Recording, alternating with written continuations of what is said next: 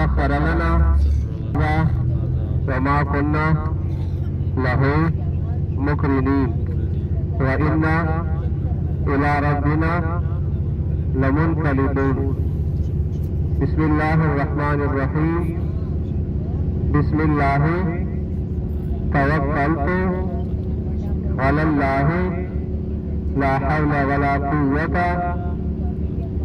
إلا بالله. پیچھے والے آواز سن رہے میری؟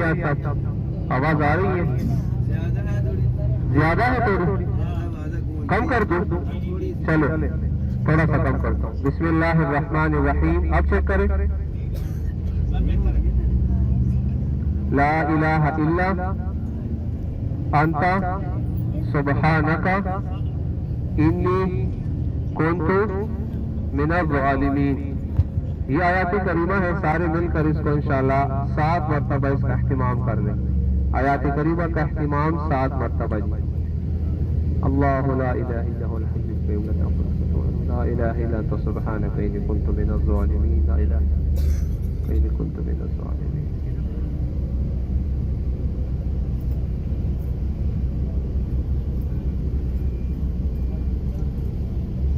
الکرسی کا اہتمام بھی آپ سب تمام احباب ایک دفعہ کر لیں. آیات الکرسی کا اہتمام بھی ایک دفعہ کر لیں سارے انشاءاللہ. آیات کریمہ 7 مرتبہ, آیات الکرسی 1 مرتبہ. جو حاجی باتیں کر رہے ہیں آپ پلیز آپس میں باتیں بند کر لیں, دعاؤں کا اہتمام کر لیجیے.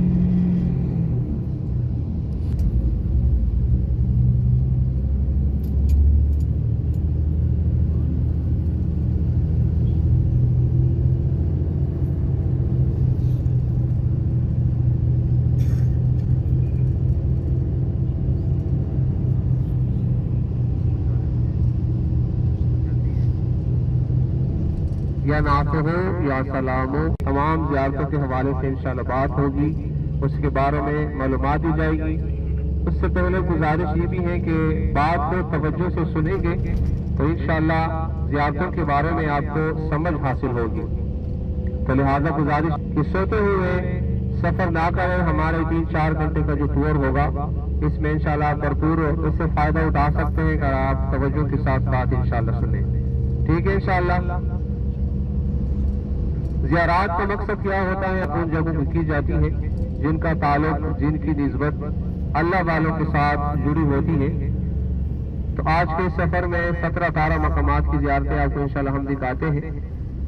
اس میں سے جو ہمارے رہے تھے تو اللہ کے نبی نے مکہ پاک چھوڑ کر مدینے کی طرف ہجرت کا ارادہ فرما لیا.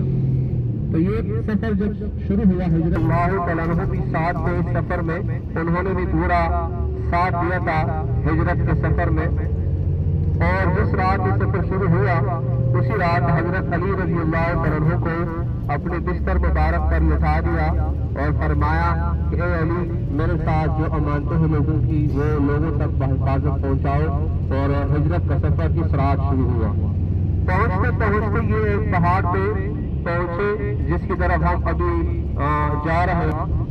رسول صلی اللہ علیہ وآلہ وسلم نے قیام فرمایا تھا کہ اس کے اندر جب تشریف فرما گئے وہ اتنی چھوٹی سی ہے کہ اس میں انسان کھڑا نہیں ہو سکتا, بیٹھ سکتا ہے.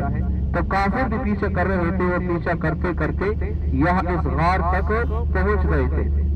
تو یہاں پہ صدیق اکبر رضی اللہ عنہ نے فرمایا اللہ کے نبی سے کہ کافر ہمارے بالکل قریب آ گئے ہیں, وہ ہمیں کوئی نقصان نہ دے. مفہوم اس طرح ہے ان کو اپنی فکر نہ تھی. ان کو کافر پیچھا کرتے کرتے یہاں تک پہنچ گئے تھے, تعاقب میں تھے. انہوں نے جب یہ منظر دیکھا وہ اس خیال میں ہو گیا کہ یہاں تک انسان موجود نہیں ہے.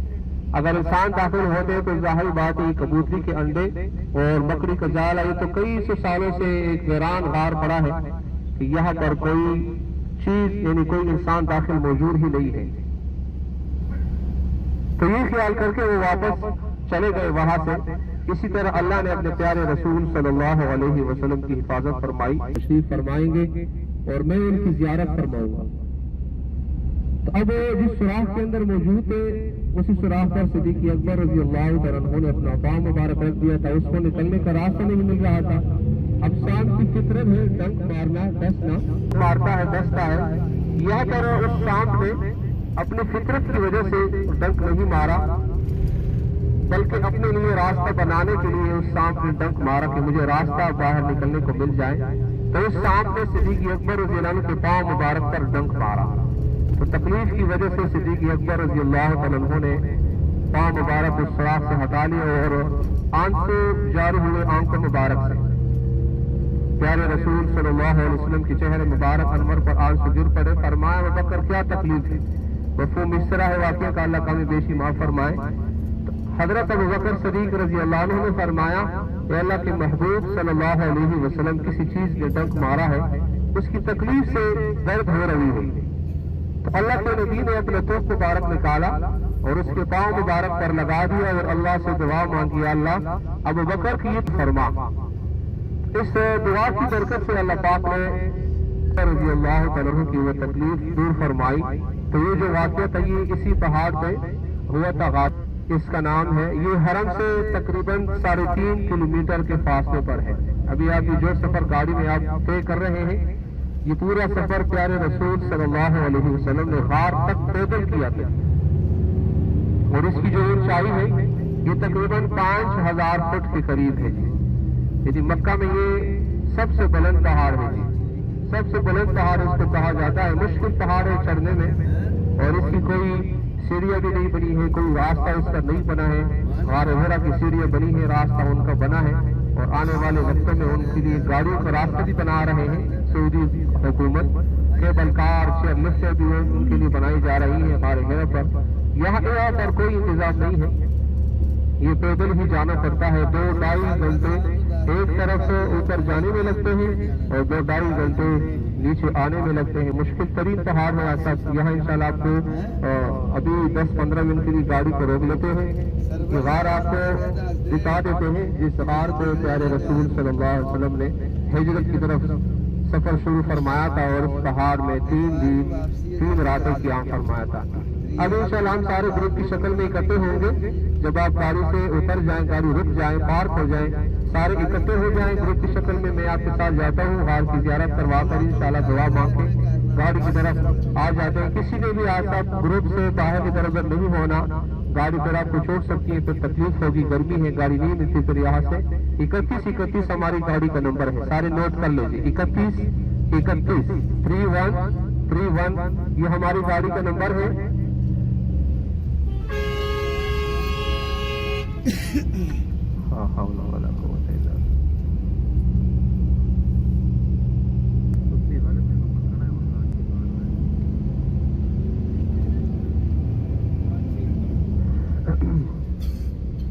گاڑی اثر سارے ابھی سارا نیچے جمع ہو۔